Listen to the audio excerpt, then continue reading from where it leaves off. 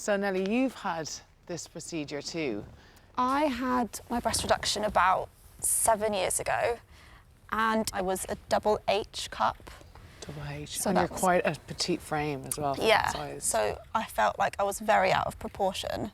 We actually have a picture of your boobs before. Get ready for these.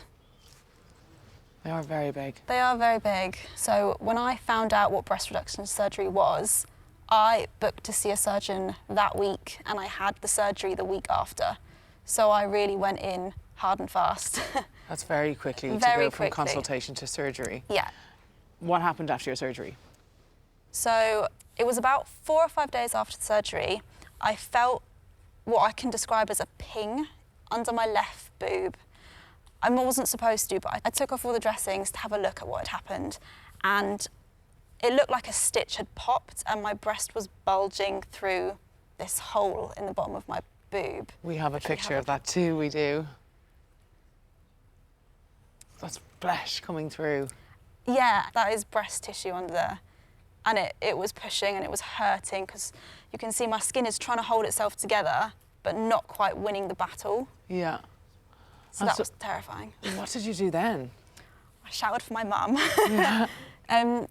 We called the surgeon straight away, and he saw me, I think, either that day or the day after. And he said, it's actually nothing to worry about. It was quite a common thing to happen. But then, I think it was only a day or two after that, I started to feel these pings everywhere, at every corner and every crease, around my nipples, under my boobs, the sides and the centres. Just ping, ping, ping, almost all day, every day.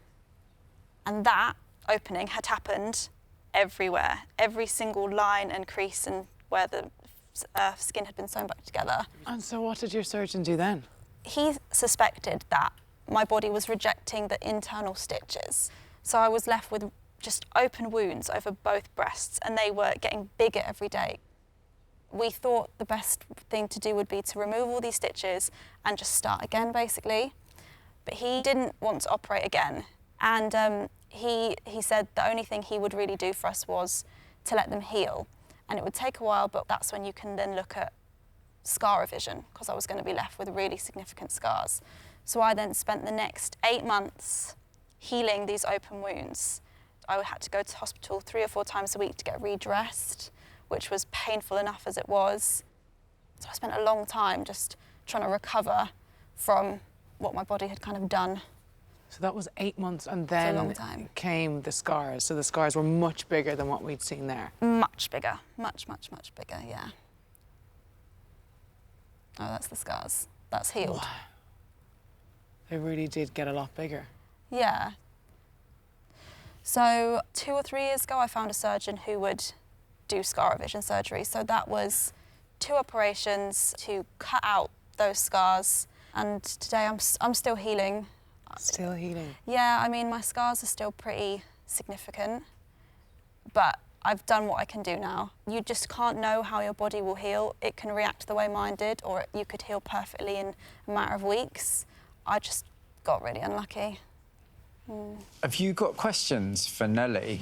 Regardless of all that happening, are you more comfortable with how your boobs are now or how they were before? I'm happier now.